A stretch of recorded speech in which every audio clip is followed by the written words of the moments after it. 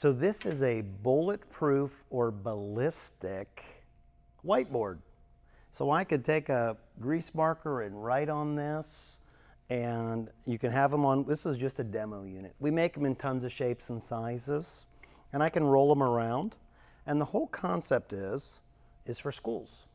So if I had a shooter at the school, I could actually take this unit and roll it in front of a door so that if somebody tried to fire a gun through the door, this is a ballistic panel that's going to protect the students in the classroom. But so it acts as a grease board, but also acts as a ballistic panel. Again, this is just a demo, so you might want to go with a taller unit, and it just gives you a little bit of peace of mind.